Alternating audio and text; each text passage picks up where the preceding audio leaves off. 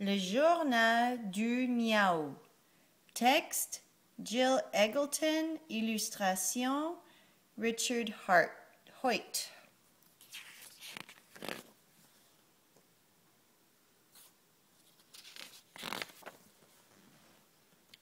Le chat cambrioleur rôde encore. Le chat cambrioleur a encore frappé sur la rue Bouton.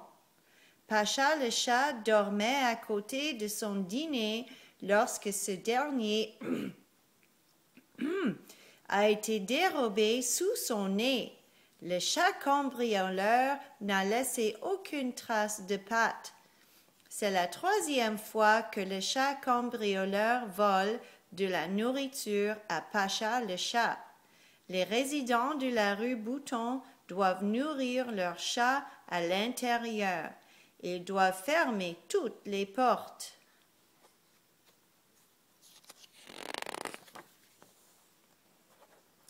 Le trio Tigré en concert. Dimanche dernier, le trio Tigré a fait résonner ses tambours au bal des chats. Les chats sont venus de partout pour assister au bal. La nuit était très chaude, il n'y avait pas de vent et la lune était énorme et brillante. Le trio Tigré a joué de façon remarquable. Les chats ont remué la queue et tapé des pattes toute la nuit. Le trio Tigré.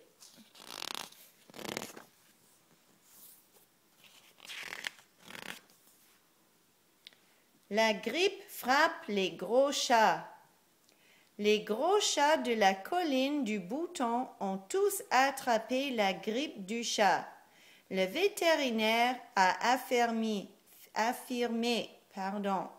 certains gros chats dorment trop près de la cheminée et sortent ensuite jusque tard dans la nuit. Ils prennent froid et attrapent la grippe du chat. La grippe du chat est très désagréable. Les chats atteints ont les yeux rouges et éternuent sans arrêt.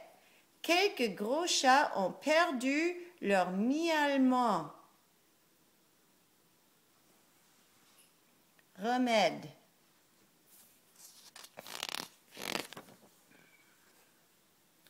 Pas de reste pour les chats de gouttière. Les chats de gouttière qui vivent derrière les magasins ont faim. Les commerçants ne jettent pas d'aliments dans les poubelles. Un commerçant prétend qu'ils devraient tous mettre des aliments dans leurs poubelles. Il continue en disant « Les chats de gouttière font du bon travail en chassant les rats. Si nous ne nous occupons pas des chats de gouttière, il y aura des millions de rats dans nos rues. Les gens ne viendront plus dans nos magasins. »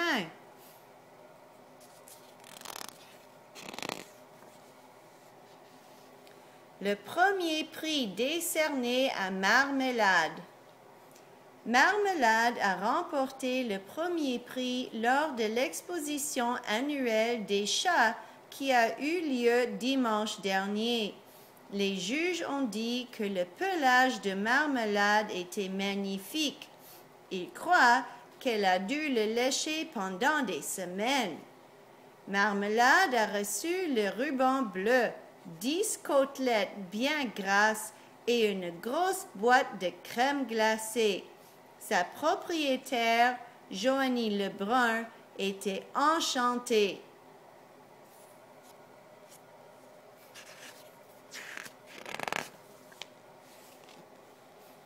Dernière heure, la police est à la recherche de Chafou. Chafou n'est pas à sa résidence de D'Auberville. Il a été aperçu pour la dernière fois près de la rivière. Il traversait le pont.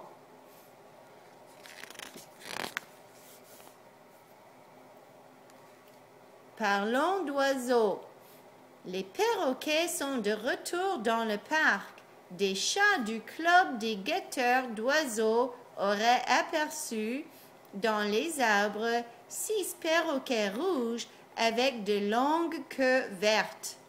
Tous les chats du parc ont été prévenus de se méfier de ces perroquets.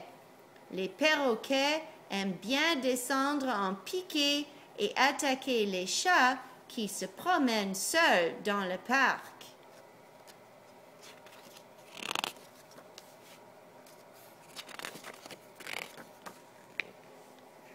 Les reportages.